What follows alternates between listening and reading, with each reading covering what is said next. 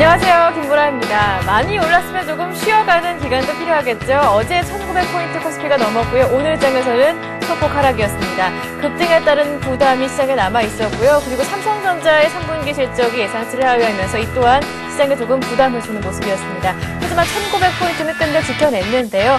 시장 전반적인 분위기는 약이 되는 조정이었다 이렇게 보고 있습니다. 자세한 시장 분석은 잠시 뒤 전문가와 이야기를 나눠보도록 하겠습니다. 네, 주식 고수의 똑소리하는 투자 비법이 살아있는 대박클럽. 오늘은 애널리스트 김호영 연구원과 함께하겠습니다. 안녕하세요. 안녕하세요. 네, 그럼 오늘 장 분석부터 시작을 해봐야겠죠. 코스피 지수가 끝내는 1900포인트를 지켜냈습니다. 하지만 오늘 기관 쪽에서 투신권이 다시 파네요. 예. 오전에는 매수를 어느 정도 보여주는 모습을 보였는데 네. 오후 들어서면서 다시 순매도로 전환을 하는 그런 모습을 보였습니다. 일단 이 전반적인 오늘 하루 진단에 앞서서 미국 증시를 잠시 또 살펴보고 가면은 이 미국 증시가 이제 웬만한 악재는 반응도 하지 않을 만큼 시장의 이 투자 심리가 완전하게 회복이 된 그런 모습입니다. 지금 전일 급등에 따른 부담감, 그리고 고용지표의 악화, 이런 악재들이 있었는데, 한 석 달 전만 하더라도 이러한 악재가 출현이 되게 된다면은, 시장이 크게 흔들리는 그런 모습을 보였는데, 이런 악재들, 그냥 무시하듯이 넘어가 버리면서, 연방준비제도 이사회의 추가적인, 유동성 공급에, 시장의 유동성 공급에 따른 이 기대감에 의해서, 일단, 시장은 악재에도 불구하고 그 소폭 상승하는 강보합권에서 일단 시장이 마감을 하는 그런 모습이었습니다. 일단 일본도 그렇고요. 미국도 그렇고 지금 시장에 계속해서 유동성을 공급하면서 경기 부양을 시키려는 그런 의지가 강하기 때문에 당분간에 이 시장의 유동성 랠리는 어느 정도 이어질 것으로 예상이 되고 있는 그런 상황입니다. 일단은 미국 증시는 지금 상황 자체가 5일 매물대, 5월에 형성돼 있던 매물에 대한 매물대에서 저항을 받는 구간이기 때문에 지금 상황이 가장 중요하고 앞으로 뭐 하루 이틀 정도, 길게는 일주일 정도 횡보장이 형성이 좀 되더라도 지금 상황에서 크게 밀리지만 않는다면 이 글로벌 증시에 큰 충격은 없을 것으로 보여지는데 이 국내 증시에 이런 점이 긍정적으로 지금 작용을 하고 있고 오늘도 사실 소폭 조정, 국내 증시가 소폭의 조정을 받았다고는 하지만 일단 의미 있는 지수대가 이제 됐죠. 1900선이 어저께 이제 1900선을 돌파를 했는데 오늘 이제 1900선에 대한 지지력을 좀 보여주는 그런 모습을 보였습니다. 일단은 거래소 지수도 코스피 지수도 어제 그 미국장과 마찬가지로 좀 쉬어가는 모습을 보였는데요. 일단은 2년 10개월 만에 이 1900포인트를 돌파하는 그런 급등세였기 때문에 급등에 따른 부담감이 있었기 때문에 오늘은 어느 정도 쉬어갈 그런 구간이 나올 것이다라는 게 예상이 됐고요. 그렇지만은 1800선까지 하회하는 것까지도 어느 정도 시장이 받아들일 수 있는 그런 입장이었는데 오히려 1900선은 지지를 해주면서 그리고 장중에는 연중 고점까지 나와주는 강세를 또 한편으로 보여주면서 그런 강한 모습, 강한 조정권을 보였다라고 할 수가 있겠습니다. 일단 이 가장 강력했었던 것이 외국인의 매수세인데요. 오늘 하루 동안의 수급 상황을 살펴보면은 오전 초반에는 외국인이 매도세를 보였고 기관 쪽에서는 오히려 순매수를 하는 그런 모습을 보였는데 오후 들어서면서 장이 오후장으로 넘어가면서부터 외국인이 강하게 순매수로 전환되는 모습 그리고 투신 쪽에서의 매물이 나오면서 두 수급 간에 이 수급 싸움이 벌어졌다고 할 수가 있겠는데 일단 외국인의 수급이 17일 연속으로 들어오면서 굉장히 강한 모습 보여주면서 1900선을 지지를 하는 그런 모습을 보인 하루였습니다. 네, 대외적인 분위기도 나쁘지가 않고요. 외국인들도 꾸준하게 매수하고 있고 그렇기 때문에 국내 증시 근력이 있다 이렇게 보시는 것 같습니다. 그렇다면 내일은 이제 한 주를 마감하는 금요일장입니다. 내일장도 한번 살펴볼까요? 예, 지금 일단 시장 분위기가 굉장히 좋기 때문에 내일도 상승이냐 하락이냐보다는 이런 강한 시장의 모습이 전반적으로 앞으로는 상당 기간 이어질 것이다라고 볼 수가 있겠는데요. 지금 세계적인 유동성 랠리가 붐을 이루고 있습니다. 지금 시장의 유동성이 굉장히 풍부해졌기 때문에 지금 상승장의 이 힘 자체는 유동성에 의한 상승이라고 보시면 되겠는데요. 이 유동성 랠리에 따른 글로벌 자금, 이렇게 크게 형성되어 있는 글로벌 자금이 그 어느 시장보다도 이머징 마켓에서 가장 그 안정성과 이 성장성을 갖추고 있는 이 거래소 시장, 국내 코스피로 유입이 되고 있는 그런 상황입니다. 지금 17일 연속, 오늘까지 17일 연속 순매수인데 거의 이 기간 동안에 6조 원가량의 외국인의 자금이 유입이 되는 그런 모습이죠. 일평균으로 거의 3,700억에 달하는 엄청난 이 압도적인 자금 유입이 지금 일어나고 있는데 이렇게 시장의 유동성이 풍부하게 공급이 되면 이제 크게 긍정적인 면은 시장이 강하게 상승 탄력을 이어가면서 강하게 상승을 해주는 이런 긍정적인 모습도 있지만은 차후에 이제 외국인들이 차익 실현을 나갈 때도 한 번에 빠져나가기 때문에 그때는 이제 시장이 크게 출렁일 겁니다. 일단은 그렇지만 당분간은 유동성 랠리가 지속될 것이고 지금 각국에서 경기 부양을 위해서 유동성을 계속해서 공급하겠다라는 의지를 보이고 있기 때문에 당분간은 유동성 랠리가 이어질 것으로 이렇게 보이고 있습니다. 한 가지 또 악재가 남아있다면 1900포인트 이상권에서 16조 원에 달하는 펀드 환매 물량이 있다라는 얘기가 있는데 이것 자체가 기관의 매물 폭탄으로 작용을 할 수가 있습니다. 오늘도 이제 기관권, 투신권에서 매도로 전환이 되면서 시장이 상승하려던 시장이 오히려 보합권으로 좀 밀리는 그런 모습을 보였는데 이런 모습들 자체가 이제 기관권에서의 수급이 받쳐주지 않았기 때문이고 지금 외국인들이 예전과는 좀 시각이 바뀐 것이 예전에는 자신들의 풍부한 유동성을 바탕으로 시장을 크게 공격적으로 매수하면서 시장을 장악해 갔다면은 요즘에는 굳이 자신들의 자금을 동원하지 않고 시장을 흔들어가면서 싼 가격의 물량을 매집하려는 이런 모습들을 보이고 있기 때문에 시장이 앞으로 전반적으로는 상승 방향으로 볼 수가 있지만은 크게 출렁이면서 좀 갈 수 있다라는 것도 좀 염두에 두시면서 대응을 하실 필요가 있겠고 내일장은 더군다나 금요일장이기 때문에 급등을 한 이후에 목요일에 조정을 받았기 때문에 금요일에도 큰 상승을 기대하시기보다는 어느 정도 관망하시면서 장 후반부 막판에 어느 정도 베팅을 해보시는 것이 좋을 것으로 예상이 됩니다. 오늘 막판에 이제 내일 막판에 베팅을 하게 되면은 다음 주에 이제 상승장으로 간다 안 간다가 오늘 금요일 마지막 부분에서 어느 정도 결정이 될 가능성이 높기 때문에 내일장에서도 장중 공격적인 이 베팅보다는 종가 부분에서의 안정적인 매매로 나가시는 것이 가장 현명한 방법일 겁니다. 네, 일장 끝까지 잘 지켜보셨다가 공격적인 배팅보다는 장 마감에 한번 임박해서 그때 한번 노려보시라 매수 관점을 유효하겠다라는 의견까지 남겨주셨습니다. 이 점 참고하시고요. 이어서 주식 고수들의 투자 노하우를 명쾌하게 해결해드리는 시간입니다. 고수들의 투자 비법 시간 이어지겠는데요. 김호영의 급등주 매매 기법 지금부터 함께합니다.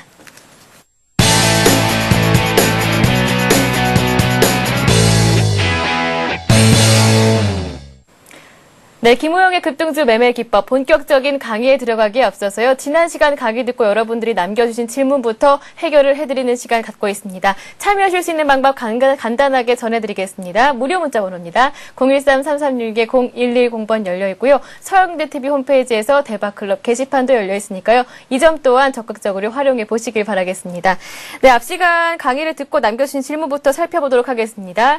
8989님께서 남겨주셨는데요. 급등주로 대박 나면 다행이지만 급등주로 알고 들어갔다가 혹 작전 세력에 휘말리면 어떡하나요? 어떻게 주의해야 하나요? 하고 남겨주셨습니다. 작전 세력 초보자들은 잘 판가름하기가 어려운데요. 그렇죠.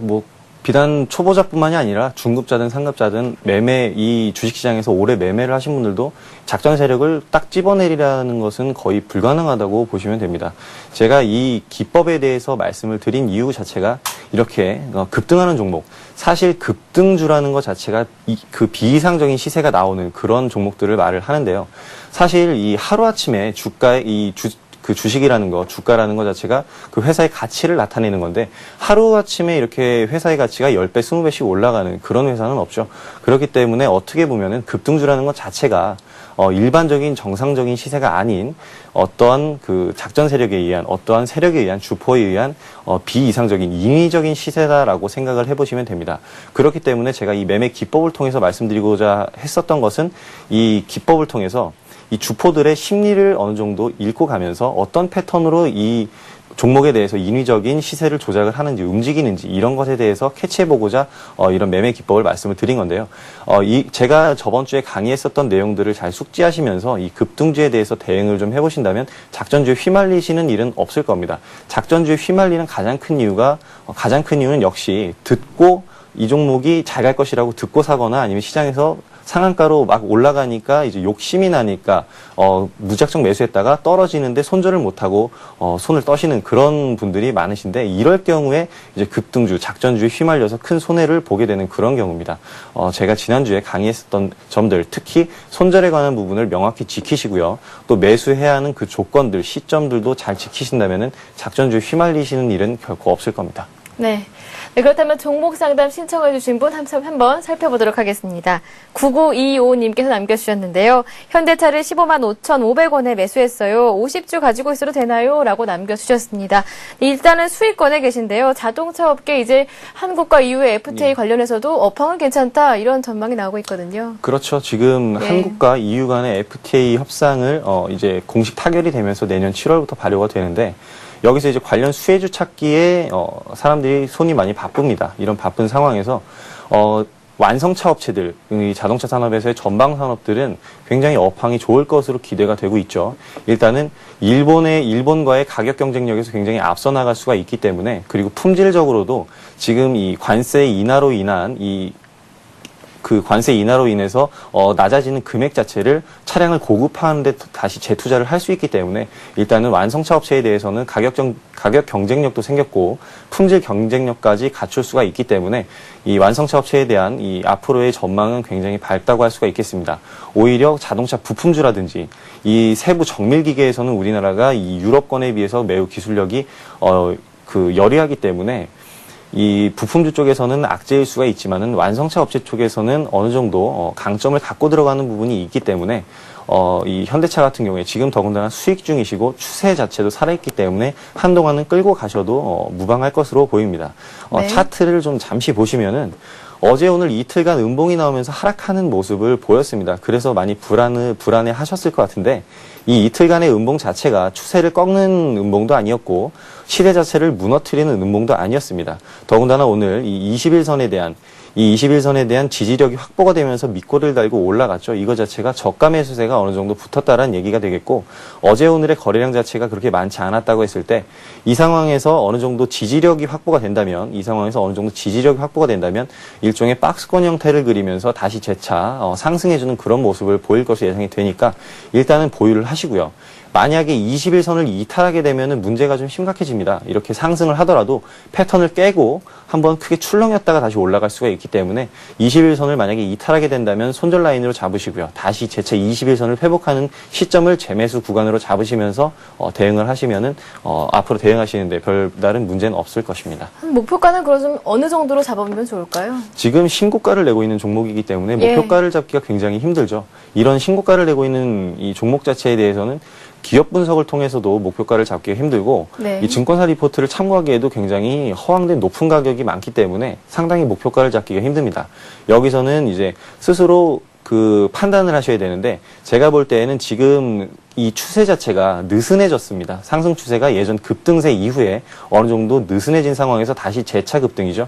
이럴 경우에는 차트를 또 보시면은 예전 이 올 초반에 급등 이후에 상당히 좀 느슨해진 이런 패턴을 보이면서 한 3개월 동안 이런 모습을 보이면서 지금 다시 이 고점대를 뚫고 신고점이 나오고 있는 상황이기 때문에 지금 상승률로 본다면 이런 식으로 판단을 해볼 수가 있습니다. 이때 상승했었던 길이만큼 두 번째 상승 파동도 나와줄 수가 있기 때문에 지금 절반 정도 나왔다고 치면은 오늘 가격 15만 8천 원인데 한 18만 원 정도, 17만 원에서 8만 원 선 정도까지는 중기적인 관점에서 좀 보실 수 있을 것이고요. 제가 말씀드린 대로 손절 라인만 잘 지키신다면 위로 끌고 가는 데는 별다른 문제가 없을 겁니다. 17만 원 정도부터 서서히 수익 실현 나가시고요. 제가 말씀드렸던 가격권을 이탈하게 되면은 팔아주고 다시 사고 하시면서 대응을 해가시면 될 것 같습니다. 네, 한 종목 더 살펴보도록 하겠습니다. 8190님께서 남겨주셨는데요. LG화학 무슨 악재가 있나요? 빠져도 너무 빠집니다. 앞으로의 대응이 궁금합니다라고 남겨주셨습니다. 매수가 비중은 적지 않아 주셨는데요. 많이 밀리는 점을 걱정하시는 것을 보면은 아마 9월 초에 최고가 갔을 때 매수를 하지 않으셨을까 이렇게 생각이 듭니다. 아무튼 오늘 종가는 32만 1,500원이거든요. 예, 어떻게 보면 고점에서 가격이 꺾이고 지금 이제 완전히 하락 추세로 전환되는 그런 시점으로도 보일 수가 있습니다. 지금 전반기에 이제 이 지수를 이끌었던 산업이었던 자동차 IT주, 얘네들이 지금 후반기에는 약세를 보이면서 지금 후반기를 이끌고 있는 업종들은 화학주랑 조선 운수업종이죠. 이 LG와 그 화학주 중에서도 가장 많이 올랐었던 종목이다라고 보시면 되겠습니다. 지금 그 9월 30일이 고점이고 그 이후에 가격이 꺾이기 시작을 했는데요. 이 차트를 보시게 되면은 네. 일단 펀더멘털적인 문제는 없습니다. 지금 화학주들이 그 환율 때문에 잠시 문제가 되기도 했지만은 별다른 문제가 없을 것이다라는 시장의 전망이 더 우세하기 때문에 그 전혀 펀더멘털적인 악재는 없고요. 그리고 이 사업 자체가 이 LG화학이 2차 전지 업계에서는 거의 선두주자이기 때문에, 그리고 지금 고속전기차에 들어가는 모든 리튬 배터리가 LG화학의 제품이기 때문에 앞으로의 성장성과 실적적인 면도 상당히 부각이 되고 있는 그런 상황이기 때문에 LG화학에 대한 펀더멘털적인 문제는 없다라고 생각을 하시면 되겠고요. 만약에 지금 시세가 꺾여서 크게 하락하게 된다면 이건 철저하게 시장에서의 수급 논리에 의해서 하락을 한다고 보시면 되겠습니다. 지금 이 LG화학의 차트를 잠시 보시면은요. 네. 그동안 많이 올랐습니다. 많이 오르면서 이제 어느 정도 좀 고점이 아니냐라는 인식이 좀 들기도 하겠는데요. 이렇게 추세선을 그어보면 이 LG화학이 상승할 때 여러 번의 파동을 주고 갔습니다. 여러 번의 파동을 주고 가는데 이렇게 크게 출렁였었던 적이 몇 번이 있었죠. 이렇게 크게 출렁였었던 적이 몇 번이 있는데 그 가장 크게 출렁였었던 이 5월 초반에 이 시세를 보게 되면요. 이 5월 초반에 바로 이날의 시세인데요. 이날의 시세에서 거래량이 터지면서 오히려 밑에서 밑꼬리를 달고 올라가 주면서 거래량이 붙었죠. 오늘의 상황, 이틀 전의 상황을 지금 보시게 되면은 이 밑꼬리를 달면서 역시 거래량이 어느 정도 강세를 보이면서 음봉이었지만 밑꼬리를 달면서 튕겨 올라가주는 모습을 보였습니다. 그리고 이렇게 이 거래가 많이 터지면서 하락했었던 이날과 이 상승의 시발점이었던 때와 이 연결해서 추세선을 그어보면 기가 막히게 그 이틀 전이 이 추세대의 지지를 받았었던 모습을 보실 수가 있습니다. 지금 크게 보면은 아직은 상승 추세가 이어지고 있는 그런 상황이고요. 크게 보면 상승 추세가 이어지고 있는 상황이고, 지금 추세대의 지지를 받았기 때문에 지지력이 굉장히 강력하다라고 말씀드릴 수가 있습니다. 이런 상황이라면은 지금 가격에서 마지노선이 지금 현재 추세를 형성하고 있는 31만 원대인데, 이 31만 원을 이탈하지 않는다라고 한다면 지속적으로 보유하고 가져가셔도 무방한 그런 종목이기도 하고요. 지금 추세대의 바닥에서 반등하고 올라가고 있는 시점이기 때문에 오히려 지금은 추가 매수 타이밍으로도 해석을 해보실 수가 있습니다.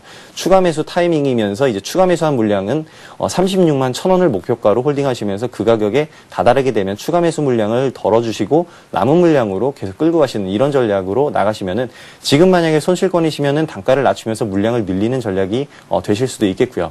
만약에 저가이시다면은 물량을 좀 더 크게 가져가면서 수익률을 극대화하실 수도 있는 그런 전략이기 때문에 지금은 오히려 내일장 그리고 월요일장을 보시면서 추가 매수 타이밍을 노려보시는 것이 더 좋을 것으로 판단이 됩니다.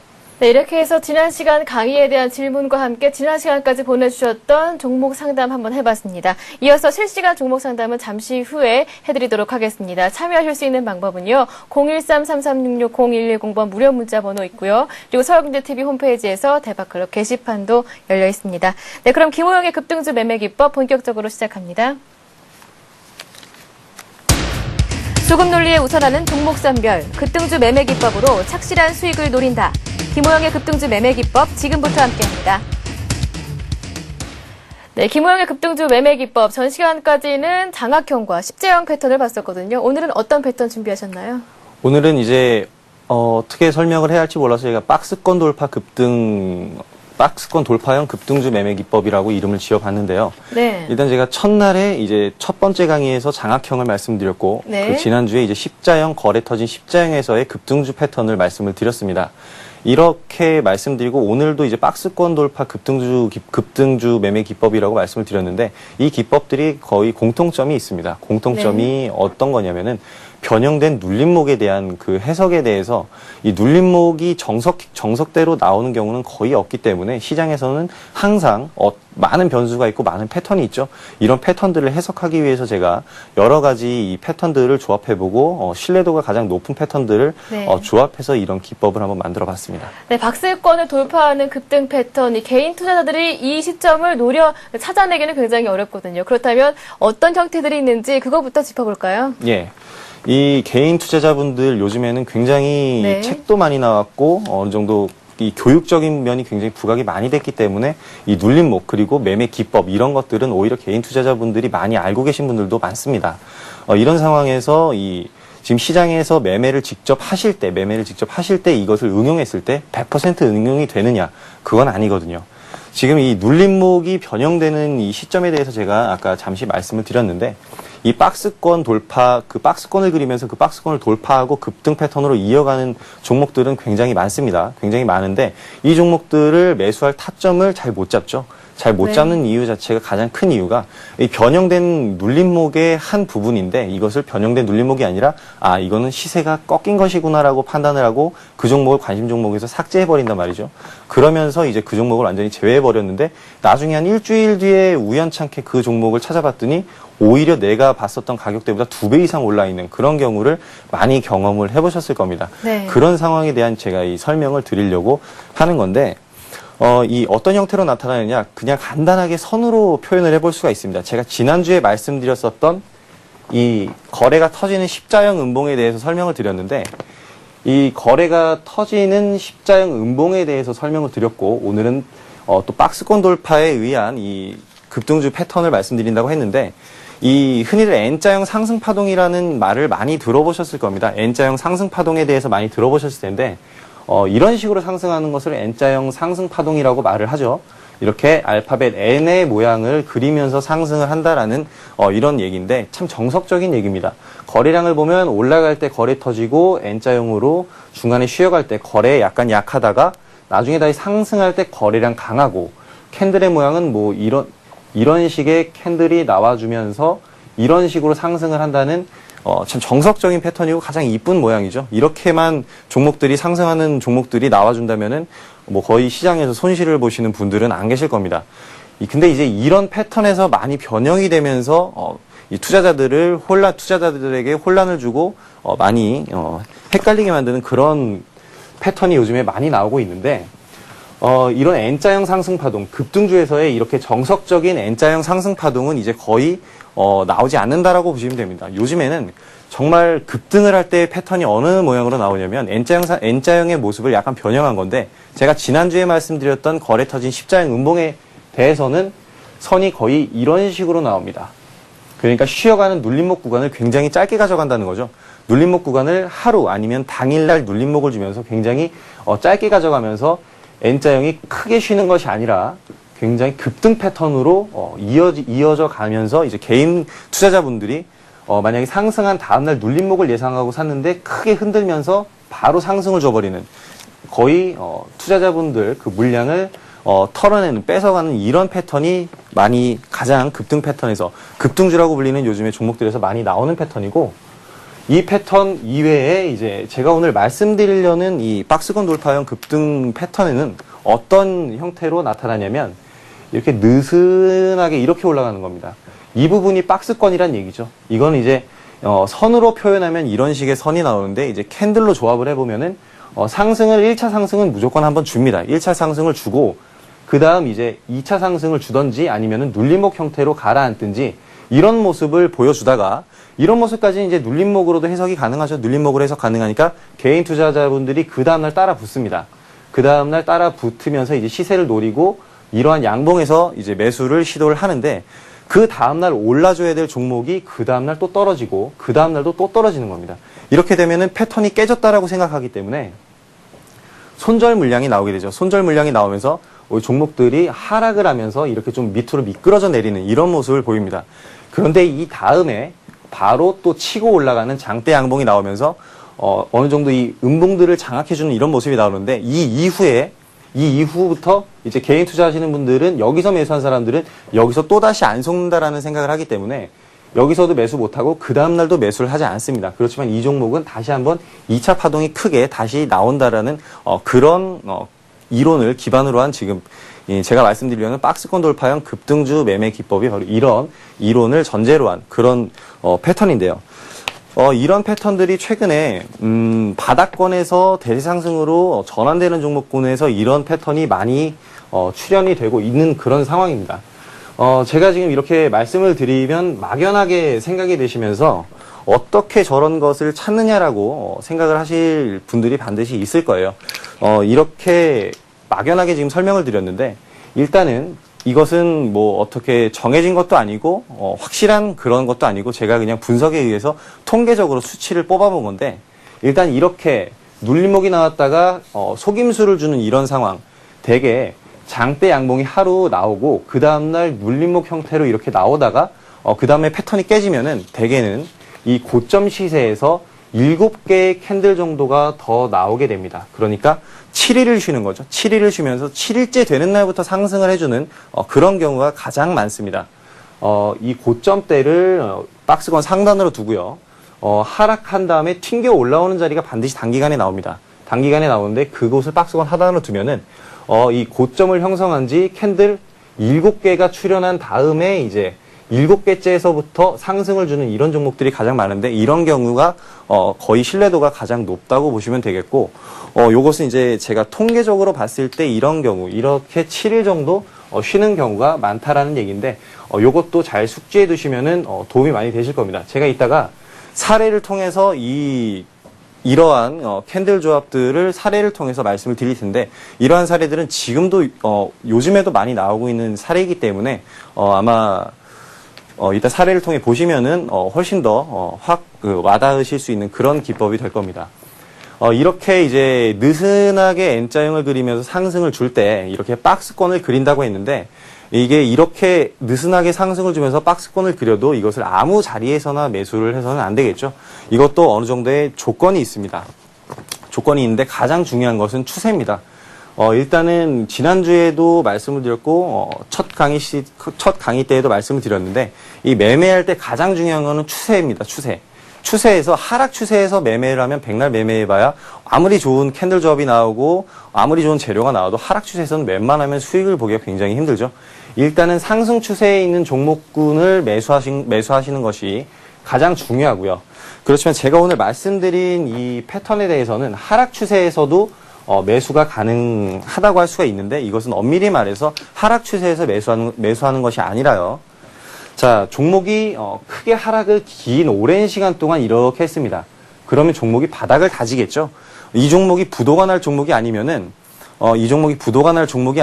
어느 정도 바닥을 다질 겁니다. 이 바닥을 다진 이후에 이제 상승 추세로 전환되는 이 시점에서는 매수가 충분히 가능한데 이게 말이 쉽지 이런 타이밍을 언제 잡느냐 요게 궁금하신 분들이 많을 거예요. 이렇게 하락 추세에서 바닥을 다진다라는 의미 자체가 어떻게 판단을 해야 되냐면은 이 바닥을 다지려면 일단 첫 번째로 이평선에 대한 밀집이 있어야 됩니다. 이평선이 밀집을 해야 된다는 얘기 자체는 하락한 이후에 어느 정도 횡보를 해야 된다는 거죠. 거의 한 3개월가량은 횡보를 해주면서 이 이평선들이 이 하락을 하게 되면은 단기 이평선은 이렇게 따라가지만은 100일 이상, 120일 이상의 이평선들은 이 부분에 위치를 하다가 한참 뒤에 이렇게 따라가게 되죠. 그러니까 이 장기 이평선, 5일 이평선부터 한 182평선까지 이렇게 한 군데에 밀집되는 경우가 있습니다. 이렇게 밀집됐을 때 바닥에서는 신호가 나옵니다. 어떤 신호가 나오면은 쌍바닥 패턴이 나오면서 어느 정도의 신뢰도를 주게 되는데 이것 제가 이따 사례를 들면서 말씀을 드릴 텐데 이렇게 바닥권에서 캔들 조합이 쌍바닥을 만들면서 이 이평선들이 밀집을 보이는 구간, 이 구간에서 오른쪽 바닥이 더 높은 쌍바닥이 나오게 된다면은 단기 이평선이 장기 이평선들을 뚫고 올라가는 모습이 나옵니다. 바로 이 부분이 하락 추세에서 상승 추세로 전환되는 시점인데 그 시점에서 제가 방금 말씀드린 이 느슨한 상승 추세로 가는 이 박스권 돌파형 이 기법 적용될 수 있는 캔들 조합이 가장 많이 나오는 그런 시점이라고 할 수가 있습니다. 지금 시장에서는 굉장히 눌림목이라는 게 많이 적용이 되고는 있는데 사실상 눌림목이 정석적으로 나오는 패턴은 거의 없습니다. 눌림목이 정석적으로 나오는 패턴은 거의 없고 이렇게 눌림목을 다 변형시켜 나가는데 이것을 이제 저는 하나의 박스권으로 놓고 해석을 한 것이고 이렇게 놓고 해석을 하시다 보면은 한결 이 눌림목에 대해서 변형된 눌림목에 대해서 해석을 하시는데 한결 편해지실 겁니다. 네, 그렇다면 실제로 어떤 종목들이 있는지 그 사례를 한번 들어볼까요? 예, 일단은 과거에 진행됐었던 그리고 최근에 한 종목도 제가 소개를 해드릴 텐데 일단은 진행이 다 되고 있고 더 올라갈 가능성도 있지만은 일단은 현재 진행이 되고 있는 종목이 하나 있습니다. 차트를 보면서 말씀드릴게요. 태광이라는 종목입니다. 단조업체죠. 이 태광 얼마 전까지 그 시세가 굉장히 큰 폭으로 하락을 했었던 그런 종목입니다. 이렇게 하락을 했었던 이유가 실적적인 면이 있었어요. 실적이 굉장히 악화될 것이고 수주량도 최악이다라는 얘기가 돌면서 이제 이 태광에 대한 주가 자체가 굉장히 많이 하락을 하는, 저평가된다는 이런 인식까지 들 정도로 급락을 했었는데, 일단 제가 아까 말씀드린 대로 전체적인 추세를 본다면은, 방금 전에 말씀드린 거죠. 전체적인 추세를 보게 되면은 하락 추세였습니다. 2010년 올 초부터 지속적으로 하락을 이어가다가, 지속적으로 하락 패턴을 이어가다가 이제 얼마 전부터 한 6월쯤이죠. 6월쯤에 바닥권을 형성하고 횡보하는 이런 모습을 보였습니다. 이렇게 박스권을 그리면서 횡보를 했는데, 바닥권에서 쌍바닥이 나왔죠. 거기다가 쌍바닥이라고 보기보다도 쓰리바닥이 나왔다. 바닥을 3번 확인했다라고 할 수가 있겠는데, 이렇게 3번 바닥을 확인하는데 전부 오른쪽 바닥이 훨씬 저점이 높아지는, 그러니까 저점이 점점 높아지는 이런 패턴의 바닥권을 형성을 했습니다. 그러면서 이평선의 조합을 보게 되면, 이렇게 이평선의 조합을 지금 보시게 되면은 이 이평선의 밀집 구역이 여기서 출현을 하게 되죠. 이평선이 여기서 60일선까지 밀집을 하게 됩니다. 이렇게 밀집을 하면서 여기서부터 이제 5일 이평선이 장기 이평선들을 상향 돌파해 가면서 강한 상승 탄력을 보여주는 이런 모습이 나옵니다. 여기서 이제 아까 제가 말씀드린 박스권 N자형에서, 느슨한 N자형에서의 박스권 캔들 조합이 바로 여기서 이렇게 나타나는 겁니다. 그러니까 무조건 1차 상승은 있어야 된다고 말씀을 드렸어요. 무조건 1차 상승은 있어야 된다라고 말씀드렸는데, 일단 바닥권에서 처음 양봉, 거래량, 대량 거래를 동반한 양봉이 출현을 했습니다. 그 다음날의 시세를 보면 그 다음날도 이제 장대 양봉이 나오면서 그 다음날 이틀 동안 양봉으로 눌림목이 나왔다라고 해석을 해볼 수가 있겠죠. 그 다음에 이제 음봉이 출현하면서 그 다음부터는 더 이상 상승을 이어가지 못하고 하락을 하게 됩니다. 하락을 하게 되면서 이제 박스권을 그리게 되는데, 이렇게 형성되었었던 박스권 자체가 또 한 번의 대량 거래를 동반한 양봉에 의해서 돌파가 되게 됩니다. 이렇게 돌파되게 되는데, 제가 아까 이제 이 개념만 말씀드리고 언제 매수해야 되는지 매수 타점을 말씀을 드리지 않았는데, 딱 가장 안전한 매수 타점은 거래가 터지는 이 양봉이죠. 이 거래가 터지는 양봉에서는 무조건 일단 매수에 가담해 보셔도 거의 무방합니다. 그 이유 자체가 의미 있는 가격권, 매물대를 돌파했다라는 얘기가 되기 때문에, 이렇게 박스권을 그렸을 때 이 박스권 상단을 거래량을 동반하면서 강한 양봉으로 돌파를 하는 그 시점이 바로 매수 시점이 되겠고요. 일단은 분할 매수로 접근을 해야 되는데, 이 돌파 시점부터 매수를 하시면은 이 거래량이라는 것 자체가 시장에서의 관심도와 이 종목에 대한 상승 탄력이라고 보시면 됩니다. 이렇게 강한 거래가 나올 때에는 일단 이 박스권을 돌파할 때, 상향 돌파할 때 매수권으로 두시고, 그 매수권으로 두셨을 때 손절 라인은 약 5% 정도를 손절 라인으로 두시면 되는데, 일단 그거 자체는 그 하루에 형성되었던 양봉의 크기도 중요하고 거래가 나왔던 시간도 중요하기 때문에 이 손절에 대해서는 나중에 또 따로 말씀을 드리겠지만은, 일단 이렇게 박스권을 형성하면서 이 박스권 상단을 강하게 돌파하는 시점, 이 시점이 바로 매수 시점이라고 보시면 되겠습니다. 그리고 이어서 설명을 드리면은, 이렇게 장대 양봉이 나온 이후에 어느 정도의 상승 시세가 나왔지만 다시 한번 주가가 하락하면서 어느 정도 하락하는 이런 모습을 보였습니다. 여러 가지 조건들이 있습니다. 제가 지금 말씀드리는 기법에는 여러 가지 조건이 있는데, 나중에 완전히 정리해서 말씀을 드리겠지만, 이렇게 상승을 하는 종목은 1차적으로 나왔었던 이 상승 패턴을 보였던 박스권 있죠. 1차적으로 보였었던 이 박스권에 이 박스권 전체 크기의 절반을 이탈하면 안 됩니다. 이탈하게 되면 패턴이 완전히 깨지면서 다시 하락 추세로 전환됐다라고 보시면 되고, 이 박스권에 대한 지지력을 보였을 때 이어서 상승이 가능하게 되는데, 태광 자체는 일단 21일 이평선을 이탈하면서 크게 이탈했죠.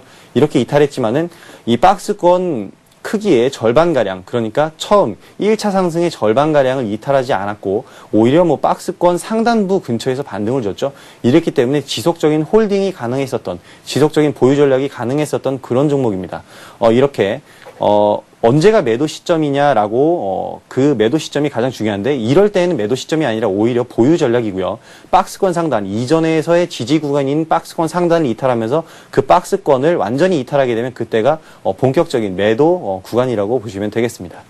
네, 그렇다면 그 매매 기법 핵심을요, 다시 한번 조금 정리를 해주실 수 있을까요?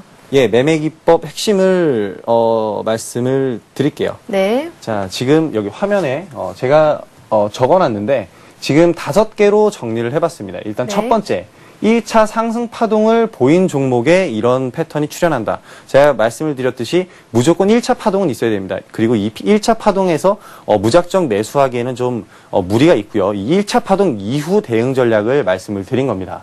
그리고 두 번째로 1차 상승 후에 눌림목을 보일 때 주가가 상승폭의 절반 이하로 하락해서는 안 된다. 이건 제가 방금 전에 말씀드린 건데요. 주가가 크게 상승한 이후에 그 눌림목을 보일 때 박스권을 그리는데 이 박스권 자체 박스권의 바닥권 자체가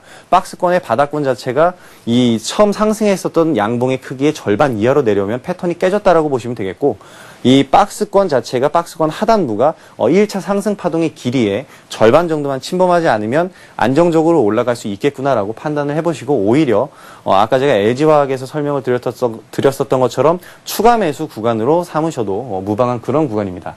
그리고 세 번째, 전 고점을 돌파하고, 그러니까 박스권의 고점이 되겠죠. 한 번 형성되었었던 그 박스권에 대한 고점이라고 할 수가 있겠는데, 이 전 고점, 박스권의 고점을 돌파하고 거래량을 돌파하면서 지지 여부를 확인하면서 매수를 하라라고 말씀을 여기 써놨는데, 이거 제가 아까 매수 타점, 매수 시점을 말씀드릴 때 거래량을 동반한 장대 양봉이 나오면 일단 매수를 해봐도 된다라고 말씀을 드렸습니다. 여기서는 이제 지지 여부를 확인하라고 매수를 하라고 말씀드렸는데, 이건 좀 안정적으로 보수적으로 매매를 할 때 이렇게 매수를 하셔야 되겠고, 그렇지만 장대 양봉, 거래량을 동반한 장대 양봉이 나온다면 일단 1차적인 매수가 진행이 되어도 별 무리가 없을 것이다라는 그런 뜻입니다. 그리고 네 번째, 한번 박스권이 출현해서 돌파하는 패턴이 나올 시에는 계속해서 같은 패턴으로 상승이 이어질 가능성이 높다. 방금 전에 이제 태광에서 설명을 드렸던 것처럼 방금 전에 태광이 그런 식으로 박스권을 그리면서 상승을 하고 있습니다. 지금도 하고 있는 상황인데, 그렇게 한번 박스권이 출현해서 돌파하는 이런 같은 패턴이 나온 종목은, 특히 이 박스권 돌파 급등 패턴에 대해서는 이런 패턴이 계속해서 나올 수 있습니다. 이 말이 뭐냐면은 계단식 상승이라고 그러죠. 박스권을 그리면서 계단식으로 주가가 레벨업되는 그런 모습이 연이어서 나올 수 있기 때문에 섣불리 매도보다는 오히려 지지 구간을 확인하면서 오히려 추가 매수를 통해서 수익률을 극대화시킬 수 있는 그런 전략이 좀 더 유효하다, 그런 뜻이 되겠습니다. 그리고 박스권 저점 매수보다는 상단을 돌파하는 매수 자리가 안전하다. 요것은 제가 또 그 마지막에 말씀드렸던 그 매수 타점과 같이 연동되는 말인데, 이 박스권 저점이라고 하면은 뭐 역시 저가가 되겠죠. 가격적으로는 박스권 저점이 가격적으로는 더 싼 저점일 겁니다. 그렇지만은 그 다음날 다시 하락하면서 그 1차 상승 파동의 길이 자체의 절반을 이탈할 수가 있어요. 그런 패턴이 깨진다고 했는데, 그런 리스크가 있기 때문에 박스권 저점에서 매수를 하시기보다는 오히려 그 박스권 바닥에서는 튕겨 올라가는지 그 지지 여부를 확인을 하시고, 그 박스권 상단을 돌파할 때 더 비싼 가격이 되겠지만 그 상단을 돌파할 때 매수하는 것이 더 안전하다, 이런 뜻이 되겠습니다. 네, 그렇다면 박스권 돌파 급등 패턴과 관련해서 최근에 관심을 가져볼 만한 종목은 어떤 것들이 있을까요? 일단은 급등주도 있고요. 네. 안정적으로 상승해가는 종목이 있는데 두 네. 가지만 종목을 말씀을 드리겠습니다. 네. 일단 급등하고 있는 종목에 대해서는 해인이라는 종목 있죠. 예. 최근에 이 희귀금속 관련해서 굉장히 상승을 크게 예. 하고 있는데, 더군다나 지금 중국에서 이 희귀금속에 대해서 가장 큰 영향력을 갖고 있는 것은 중국이죠. 예. 중국이 이 희토류에 대해서 95%의 그 영향력을 갖고 있는데, 지금 중국에서 더욱더 희토류를 수출 자체를 죄이겠다, 수출을 하지 않겠다라는 보수적인 방침을 밝히면서 그 희귀금속 관련주들은 한 번 더 상승을 보일 것으로 예상이 되고 있는데, 자, 이 해인의 차트를 보시게 되면은 네. 1차적인 상승 파동이 있었습니다. 급등 패턴이었죠. 굉장히 급등하면서 시세를 크게 가져가면서 시장에 관심을 받았는데, 그 이후에 이제 눌림목 패턴이 정상적인 모습으로 나와주는 모습을 보였습니다. 정상적인 모습으로 나와주는 것을 보였는데, 그 다음날, 정상적인 모습을 보인 다음날, 그러니까 이틀 전이죠. 이틀 전에 오히려 거래가 실리는 장대 음봉이 나오면서 크게 주가가 하락하려는 그런 모습을 보였습니다. 그렇지만 다시 튕겨 올라가면서 어느 정도 저점을 형성을 했죠. 이렇게 저점을 형성을 했습니다. 그러면서 이제 이런 박스권을 3일간 양봉 구간까지 합쳐서 4일간 이런 박스권을 보였는데, 오늘 이제 그 박스권을 강한 거래를 동반하면서 거래를 동반한 양봉으로 이 박스권 상단을 돌파하는 그런 모습을 보였습니다. 그런 모습을 보였는데, 이럴 때가 바로 이 가격권이 매수 가격대라고 할 수가 있겠죠. 이 가격대 6,270원권 이 가격대인데 이 가격대를 매수권으로 보시면 되겠습니다.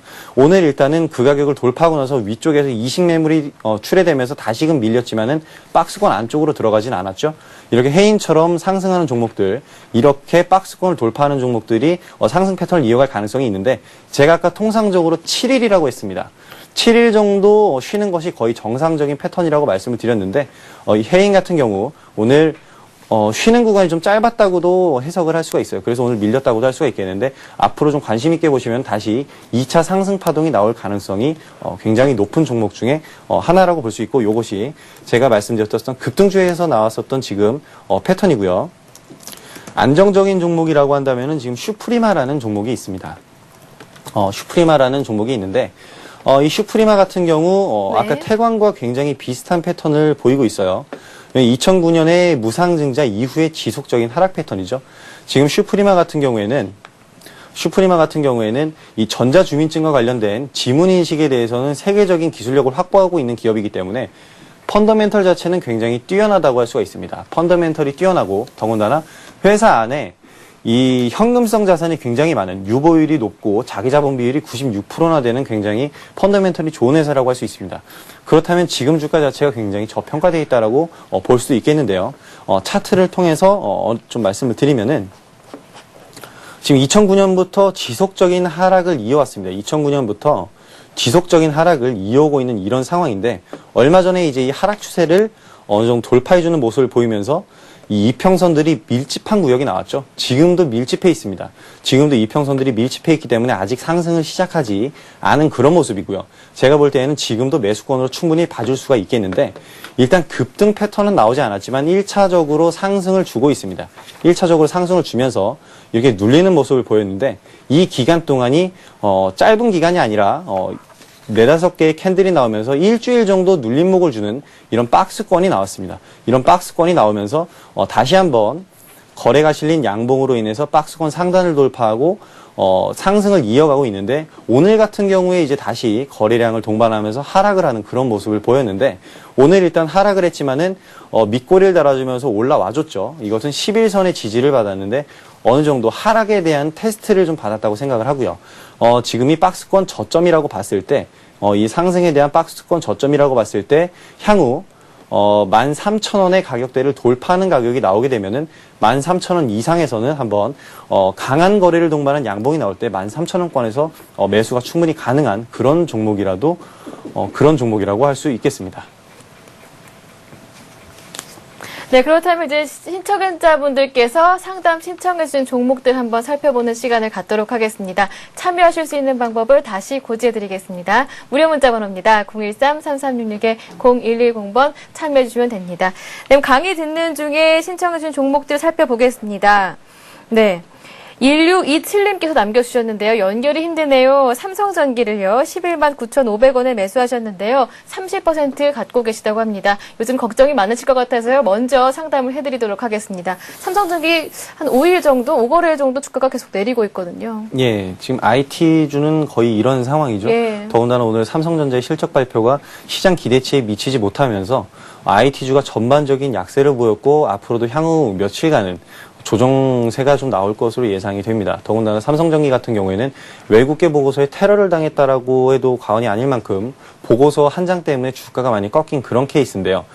일단 하반기에 스마트폰, 하반기뿐만이 아니라 내년 상반기까지 스마트폰이 줄줄이 출시를 앞두고 있고 지금 스마트폰의 보급률 자체가 그렇게 높진 않습니다. 점유율이 높진 않기 때문에 어떻게 보면 앞으로의 성장성 자체가 굉장히 크다고 할 수가 있겠죠. 성장성이 이렇게 크게 나왔을 때는 앞으로 스마트폰이 계속해서 출시가 될 것이고 매출이 증가를 할 텐데 그렇다면 당연히 이 스마트폰의 부품주들은 잘 나갈 수밖에 없거든요. 네. 그렇기 때문에 펀더멘털적으로 봤을 때는 별다른 무리가 없겠지만은 현 시점에서 봤을 때 주가가 고평가되어 있다라는 이 인식 자체가 외국인들에게 있었다라는 게 문제가 되는 겁니다. 네. 그렇기 때문에 예전 고점에서 외국계 리포트 하나로 외국계 매도가 나오면서 크게 주가가 꺾인 그런 상황인데 일단은 당분간은 상승이 힘들 겁니다. 당분간은 상승이 힘들겠지만은 지금 주도 업종 자체가 화학업종과 조선 운수업종이기 때문에 당분간은 상승이 힘들겠지만은 반드시 올 하반기라든지 내년 상반기부터는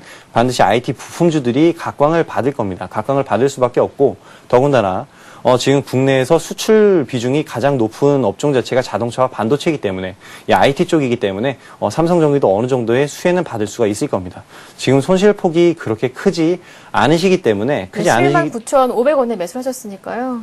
예, 그렇게 손실폭이 크지 않기 때문에 일단은 그 보유 전략으로 가져가시면서 지금 어느 정도의 가격 바닥을 다지고 있는 상황이기 때문에 지금은 일단 보유 전략으로 가져가시고요. 향후에 다시 외국인의 수급이 강력하게 유입이 되면서 어느 정도 상승 파동을 이어갈 때 그때 추가 매수를 통해서 단가를 좀 낮춰보시면서 대응하시는 것이 훨씬 좋을 것으로 판단이 됩니다. 네, 다음 종목 살펴볼까요? 다음 종목은 0466님께서 남겨주셨습니다. 유비케어를요, 2,620원에 매수를 하셨고요. 비중이 조금 많습니다. 80%를 갖고 계신데요. 헬스케어주 하반기에 괜찮나요? 해서 헬스케어주의 전망까지 한번 부탁을 드렸습니다. 예. 지금 하반기에 가장 그 유망 업종 자체를 분류해보면, 유망 업종과 테마를 분류해보면 그 중에 하나가 바이오주와 헬스케어 종목들입니다. 네. 바이오주와 헬스케어주들이 하반기에는 실적적인 면에서 턴어라운드가 일어날 것이고, 또 미국에서부터 이 유헬스케어주에 관심이 굉장히 높고, 오바마 대통령이 유헬스케어 산업 자체를 신성장 동력으로 키우겠다라는 의지를 피력을 했기 때문에 향후에 유헬스케어주에 대한 기대치는 굉장히 높은 편이고, 하반기에 반드시 유헬스케어가 관심을 받을 수가 있겠는데, 지금 일단 시장을 선도하고 있는 업종 자체, 종목 자체가 너무 강력하게 올라가고 있기 때문에 지금은 잠시 시장에서 소외받았다고 생각해 보셔도 무방한 그런 상황입니다. 지금 거래량이 그것을 말해주고 있는데요. 오늘 일단 100만 주 가량의 거래가 일어났지만 유비케어 같은 경우에 예전에 급등할 때는 3,400만 주 이상의 거래량을 터뜨리면서 상승했던 종목이기 때문에 그만큼의 또 매물이 많이 쌓여 있다라고 보시면 되겠습니다. 그렇기 때문에 거래량 자체가 2,300만 주 이상은 터져주면서 터져줘야 상승을 이어갈 수가 있겠고요. 지금 상황으로 보자면 하락을 이어간 이후에 역시 이평선 밀집구역입니다.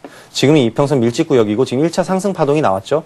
오늘 제가 말씀드렸었던 이 매매 기법을 잘 적용해 보실 수가 있는 그런 상황이라고 할 수가 있겠는데, 향후에 지금 일단은 지금 수익권이신 그런 상황이시니까 이 어저께 장대 양봉이죠. 어저께 장대 양봉의 딱 절반 가격입니다. 이 절반 가격을 손절가로 놓고 대응하시는 것이 가장 편하실 겁니다.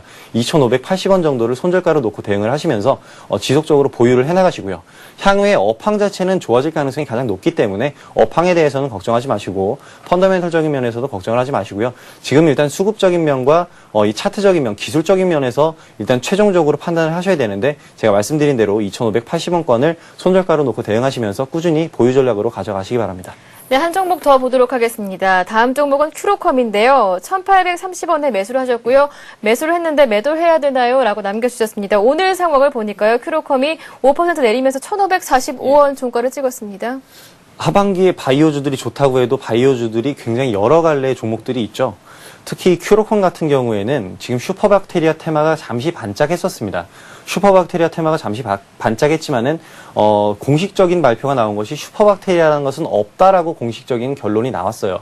그러면서 슈퍼박테리아는 이름이 슈퍼박테리아가 아니라 멀티박테리아로 바뀌어야 된다라는 얘기가 나왔고, 듣지 않는 항생제는 있을 수 없다라는 이 공식적인 발표가 있었기 때문에 지금 큐로컴은 오히려 좀 어떻게 보면 안 좋은 얘기일 수 있지만, 사망자가 늘어나면서 예전 신종플루 때처럼 그렇게 공포 분위기가 확산됐었다면 굉장히 큰 상승 탄력을 이어갔을 겁니다. 그렇지만 지금은 어떻게 보면 테마가 소멸됐다라고도 볼 수가 있기 때문에 주가 자체가 꺾이는 것은 당연하다고 보실 수가 있겠고요. 이렇게 단기적인 그 이슈들을 안고 상승하는 테마주들을 매매를 하실 때에는 반드시 손절 라인을 지키셔야 되는데, 지금 손실폭이 좀 크신데 지금은 어느 정도 그 손절 라인을 지키지 않은 것으로 판단이 됩니다. 지금 일단 대응 전략, 가장 좋은 대응 전략은요, 빠른 손절을 통해서 일단 손절을 최소화하고 종목 교체를 하시는 것이 가장 좋고요. 지금 1,475원이 60일선에 있는 가격권입니다. 이 60일선이라는 것은 일단 기술적으로 볼 때 수급선이라고 부르는데, 이 60일선이 이탈하게 된다면 수급적으로 수급이 완전히 깨졌다라고 볼 수가 있겠습니다. 이렇게 된다라면 종목이 크게 빠질 수도 있기 때문에 수급적으로 완전히 붕괴가 되는 상황이기 때문에 더 큰 손실을 불러올 수가 있거든요. 그렇기 때문에 1,475원 여기를 바닥으로 보시고 1475원을 지지하지 못한다면은 전량 매도를 해주시고요. 그에 따라 종목 교체를 통해서 다른 종목을 매매를 하시고 만약에 1475원을 지지선으로 삼고 반등을 준다라고 한다면은 손실폭이 최대한 줄어드는 상황을 보시고 그래도 빠져나오시는 것이 가장 좋을 것으로 판단이 됩니다. 네, 3828님께서 남겨주신 큐러콘까지 한번 살펴봤습니다. 김호영의 급등주 매매 기법, 오늘이 그 마지막 시간이었는데요. 그래서 그런지 정말 많은 분들이 종목 상담 신청을 해주셨습니다. 하지만 오늘도 아쉽게도 시간 관계상 여기서 마치기로 하고요. 추가적으로 주식 투자에 대한 궁금하신 점 있으시거나 상담받고 싶은 종목 있으시면요. 언제든지 무료 문자 번호죠. 013-3366-0110번이나 차영재TV 홈페이지 들어오셔서요. 대박클럽 게시판도 활용하실 수가 있으니까요. 많은 참여를 기다리고 있겠습니다. 그동안 강의하시느라 그리고 상담해 주시느라 수고하신 오늘 김호영 연구원님 고맙습니다. 감사합니다. 네, 내일은 금요일 여러분들의 부동산 투자 가이드가 되드리고 있습니다. 내일도 꼭 채널 고정해 주시고요. 오늘 저희 준비한 내용은 여기까지입니다. 시청해주신 여러분 고맙습니다.